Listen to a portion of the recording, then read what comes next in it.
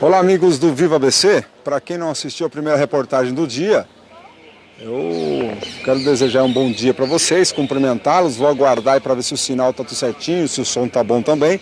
Porque o Viva é feito assim, você sabe disso, de forma espontânea, então a minha equipe técnica são vocês mesmos. Falam, André, o som tá bom, tá tudo certinho, a imagem tá legal, o sinal não tá pipocando, nós estamos embaixo de uma árvore aqui, em frente ao Galeão Carvalhal, então eu preciso do teu feedback. Vamos ver os primeiros comentários aí? E nós estamos aqui naquele espaço Chame o Viva. Parece que, deixa eu ver os comentários aí, vamos ver se o pessoal comenta aí, se tá tudo certinho, eu mando bala daqui. Demora a entrar um pouquinho os comentários, eu tenho que fazer isso. Sabe, a estrutura que o Viva tem, que é gigante, desse tamanhozinho, depende bastante da tua contribuição. Vamos ver aí? Não entrou nenhum comentário ainda, eu tenho que ficar aguardando. Tem que ser chato, mas tem que ficar aguardando. André, tá tudo bem, porque outro dia a gente mandou bala na reportagem, o pessoal não estava ouvindo, aí tem que voltar de novo aí. Tudo ok! Vamos comemorar então. Muito obrigado pela tua audiência, muito obrigado a você que faz do Viva a maior audiência das plataformas digitais da região do ABC.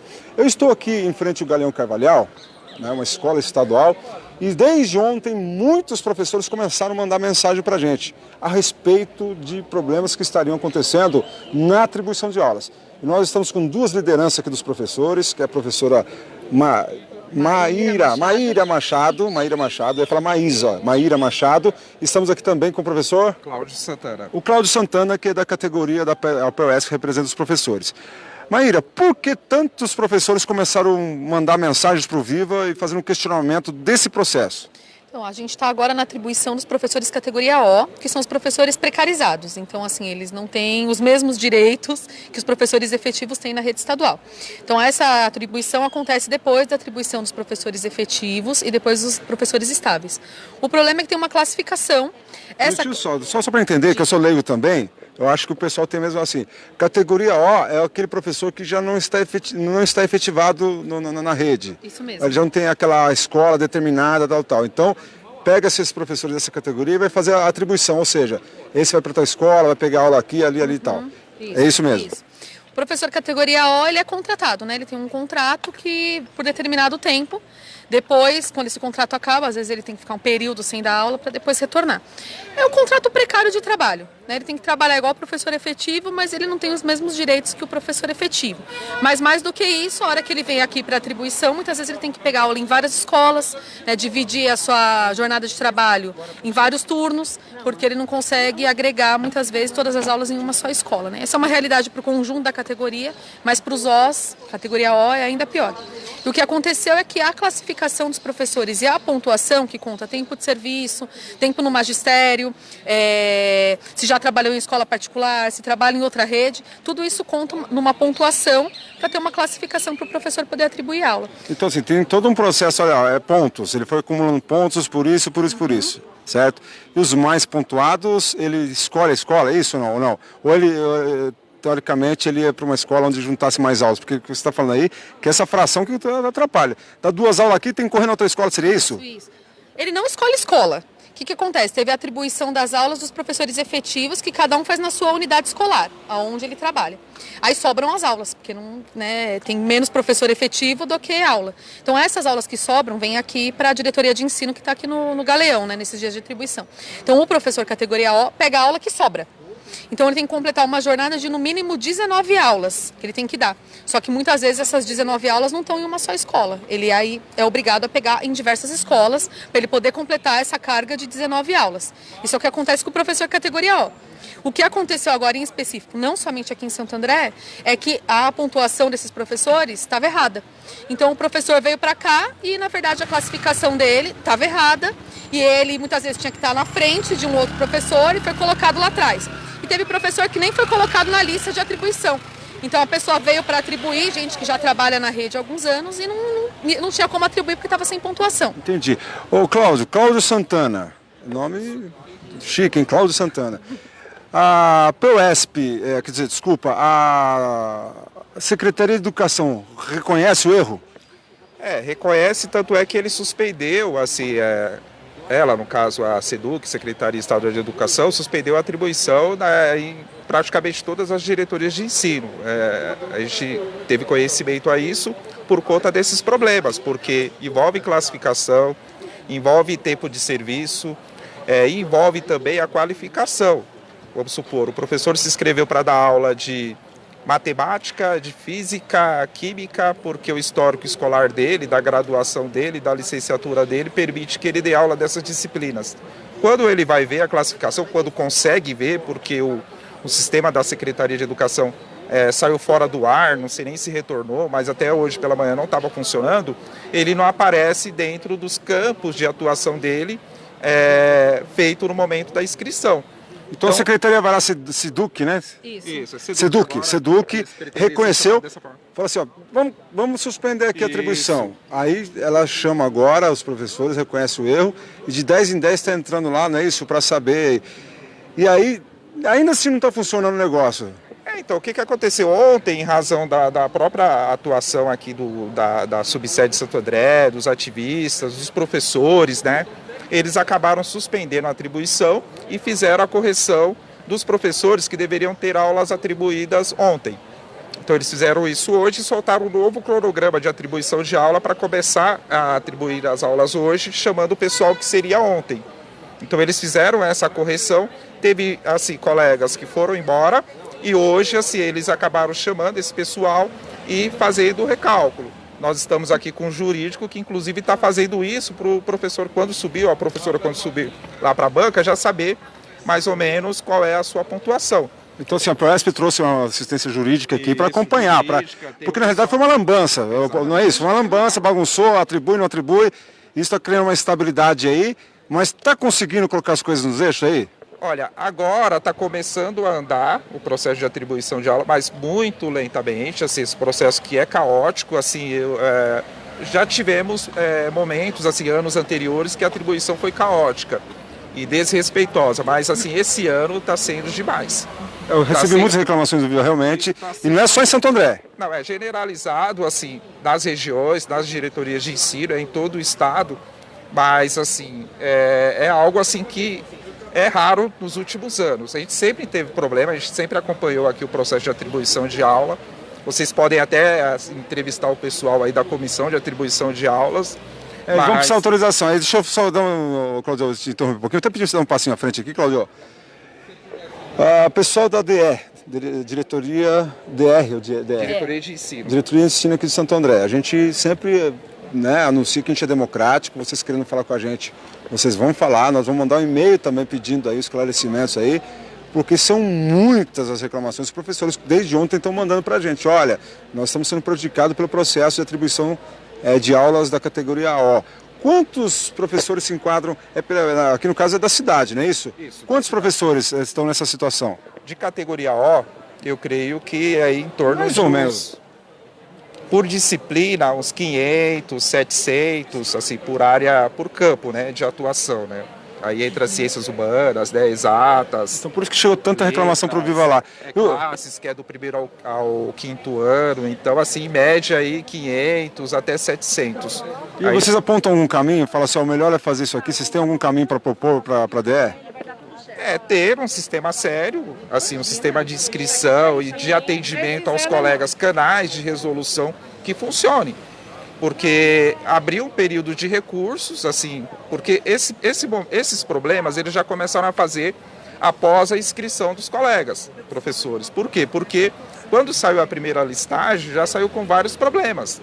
Então, vários professores têm um período para você fazer o recurso, fizeram o recurso e, mesmo assim, os problemas assim retornaram, apareceram, não foram sanados.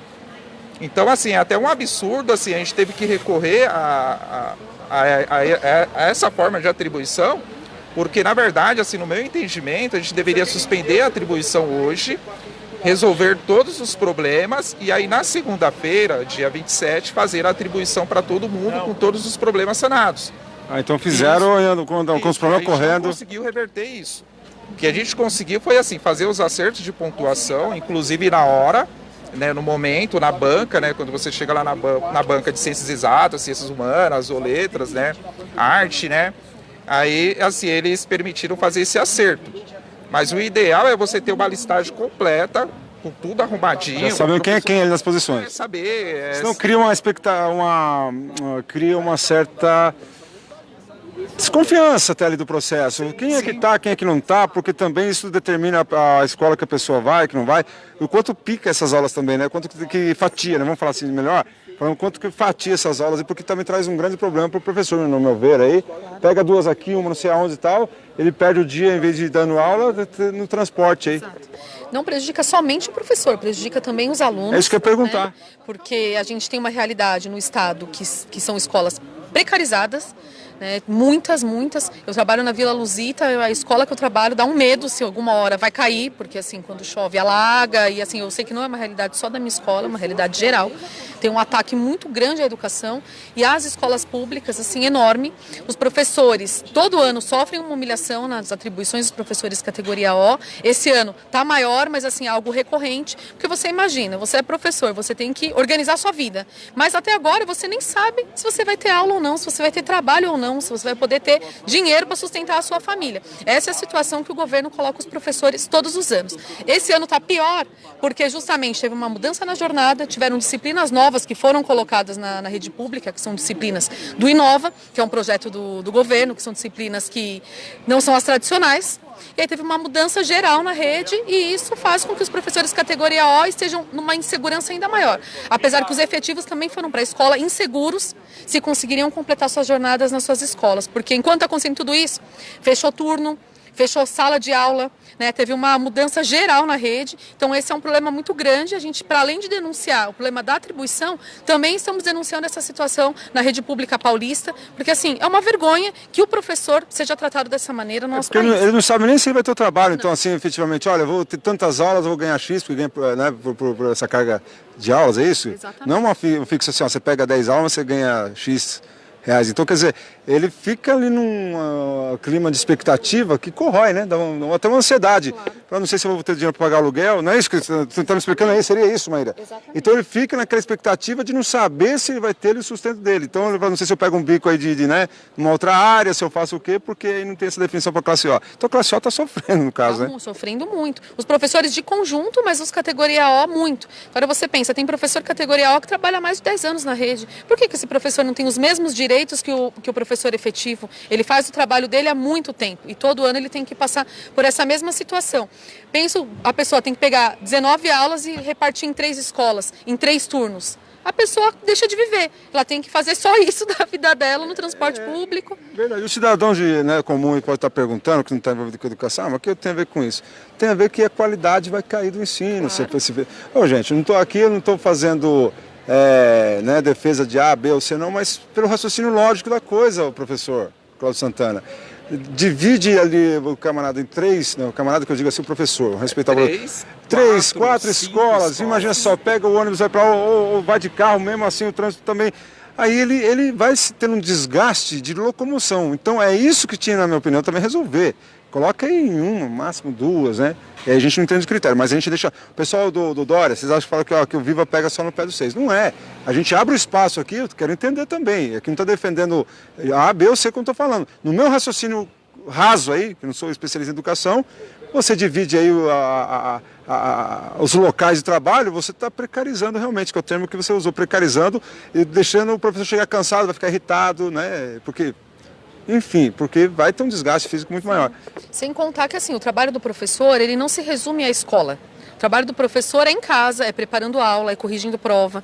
Então o trabalho do professor não é só no momento em que ele está na escola. Como um professor que se divide em várias escolas vai poder fazer esse trabalho intelectual, que é um trabalho do professor, inclusive sem remuneração, né? Porque a gente não recebe também para fazer esse trabalho em casa. A situação do professor em São Paulo é muito precária em geral, o salário absurdamente baixo, as escolas caindo aos pedaços e ainda tem essa situação do professor categoria O, que nem sabe se no final das contas vai ter aula ou não. Entendi.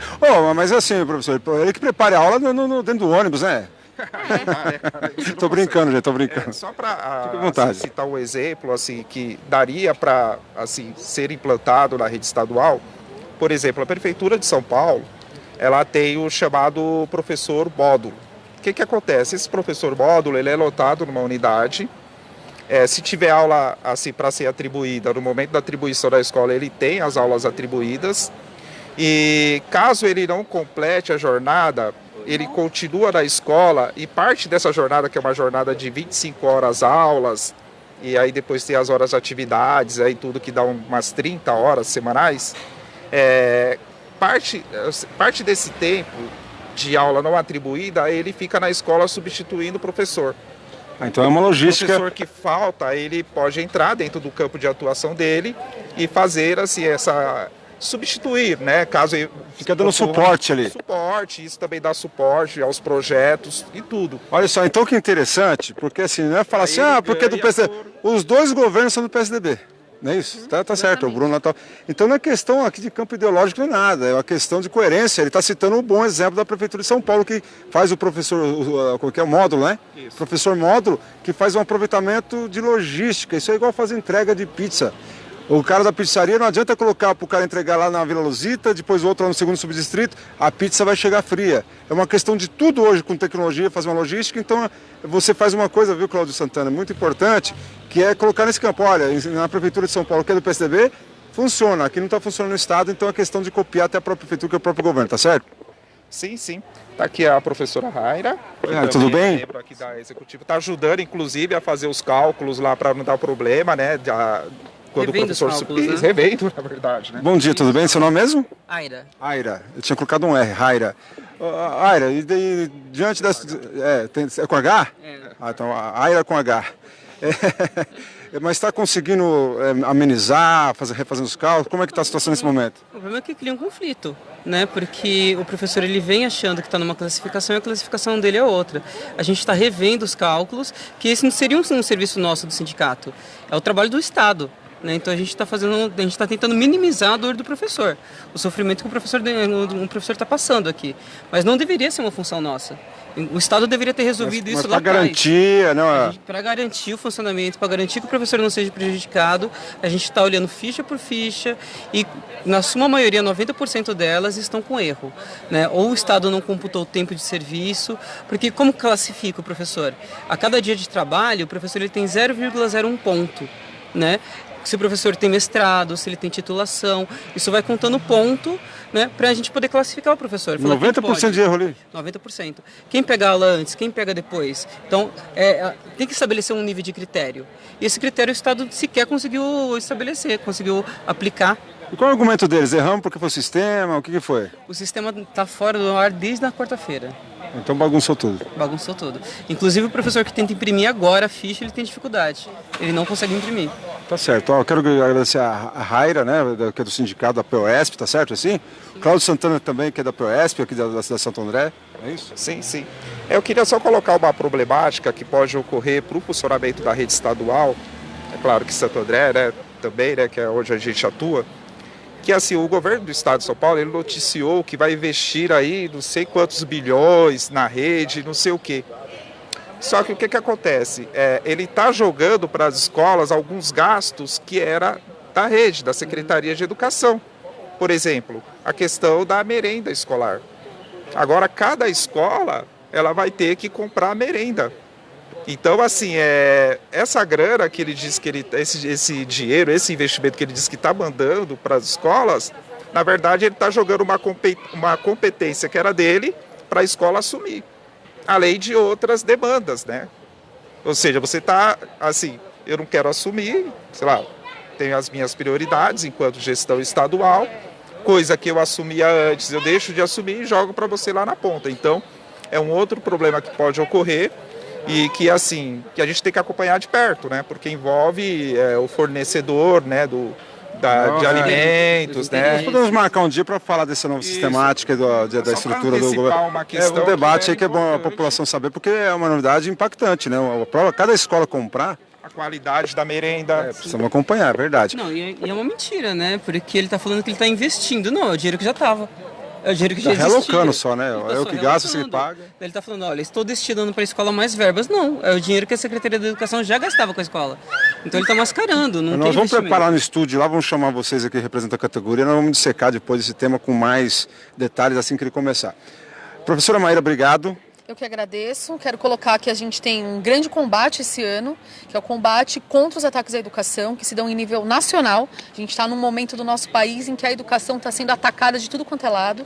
E é muito importante o que a gente fez aqui ontem, que é a unidade dos professores, para a gente poder combater justamente os erros que a Secretaria de Educação cometeu, mas a gente tem que ter essa unidade para combater os distintos ataques que estão colocados para a nossa categoria e para os nossos estudantes, porque a gente defende que a nossa juventude tenha direito ao futuro, tenha direito a uma educação digna, e é essa batalha que a gente trava cotidianamente e queremos chamar o pessoal a estar junto com a gente. Obrigado, Raira, também. Exponha sempre do Viva.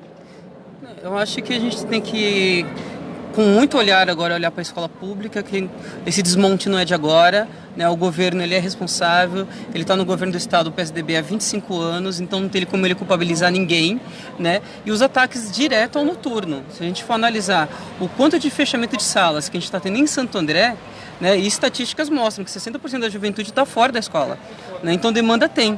E o governo do estado vem justificando, falando não tem demanda, não tem procura, né? E a juventude está fora da escola. Enquanto isso, ele está fechando noturno, né? Está fechando escolas. Usando um exemplo, por exemplo, o Américo Brasiliense, né? Fecharam 12 salas. 12 salas. 12 salas, isso é um absurdo, né? Aonde estão esses alunos? Aonde está essa juventude? A juventude está na rua. É uma preocupante. Cláudio, obrigado, Vitor Franco-Viva. A gente agradece assim, o acompanhamento de vocês e a gente espera que tenha esclarecido, e aquilo que a Maíra disse, que a Maíra colocou, é muito importante assim, a gente chamar todos para defender a educação pública, né? Se as universidades públicas são as melhores, por que as redes públicas não podem ser também as melhores? Só não são porque assim, as prioridades assim, são distintas e assim, procura-se fragilizar, precarizar o ensino público, e por isso que cria-se esse abismo, né, que muitas vezes que ocorre assim, entre as redes públicas, né, e as escolas particulares. E vários colegas que dão aula na rede pública também dão aula nas escolas particulares. Então o problema não está no professor, não está no profissional. Está na forma como tá organizada a rede estadual, na forma como também colocam para funcionar, né? Colocam